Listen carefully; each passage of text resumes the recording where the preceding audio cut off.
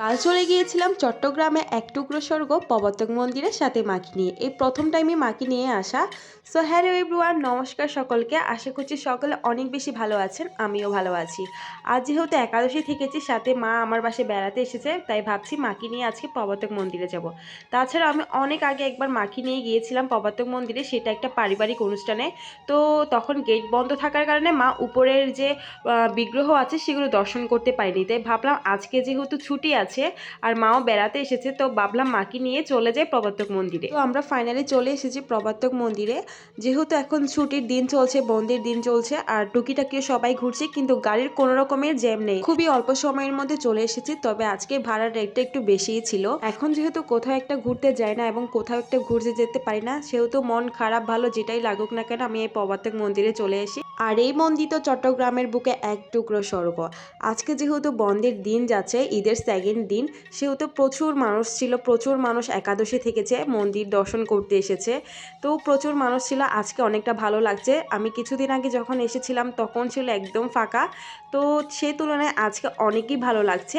তো আমি যখন এখানে গুরুদেবের ছবি নিয়েছিলাম, তখন টুক করে আমার পেছনে আমার বান্ধবী আমাকে ধরে রাখে। তো আমি গেস করতে পারছিলাম না সেটা কে ছিল, আমি ভাবতেই পারিনি তার সাথে দেখা হয়ে যাবে। এখানে আমার মা আর তার শাশুড়ি ছিল। তো আমরা এখানে ছিলাম, কিছুক্ষণ কথাবার্তা বলেছিলাম, দেন আমরা উপরে চলে যাই। আমার মা এতটুকু পর্যন্ত দেখেছে, উপরে কি যে বিগ্রহগুলো আছে কখনোই তার দর্শন করার সুযোগ হয়ে ওঠেনি। যেহেতু সেই বন্দর এরিয়া থাকে, আর বন্দর এরিয়া থেকে এখানে আসতে অনেকটা সময় লেগে যায়, সেহেতু তেমন একটা তার আসা হয়নি। তো এটাই তার সেকেন্ড টাইম মন্দির দর্শন। আজকে সেই বিগ্রহগুলো দেখেছে এবং ভগবানের পরিক্রমা করতে পেরে সে অনেক খুশি। সেই ভিতরের দিকটা দেখেও অনেক বেশি খুশি হয়েছে, খুব সুন্দরও বলেছে। দেন আমরা পরিক্রমা করে কিছুক্ষণ দাঁড়িয়ে নিচে চলে যাই, যেহেতু আজকে প্রচুর ভক্ত এসেছে আর এখানে অনেক ভিড় ছিল, অনেক গরমও লাগছিল। যদিও ওয়েদারটা মেঘলা ছিল, তারপরে কেন জানি গরম লাগছিল। মা আর আমি আজকে একাদশী ছিলাম, মা তেমন একটা সকালে জব করতে পারেনি বলে মন খারাপ ছিল। দেন আমি তাকে বললাম যে জব মালাটা যেন সাথে করে নিয়ে নে, ওখানে গিয়ে জব করতে পারবে। উপরে ভীষণ গরম লাগছিল। দেন আমরা কিছুক্ষণ দাঁড়িয়ে নিচে চলে আসি। গরমে প্রায় গলা শুকিয়ে এসেছিল, তাই আমরা সবাই এখানে জল খেয়ে নিলাম। আর হ্যাঁ, আমরা নির্জল উপোস থাকিনি, দুপুর অব্দি উপোস ছিলাম। দেন আমরা প্রসাদ খেয়েছি, ফলমূল প্রসাদ।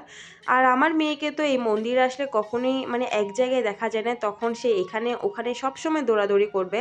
আর আমি এখানে আসলে একদম নিশ্চিন্তে থাকি, আর সেই নিজে আমাদেরকে খুঁজে বের করে নিয়ে এনে মাকে এখানে গাছের এক সাইড করে বসিয়ে দিলাম, যাতে সে নিরিবিলিতে জব করতে পারে।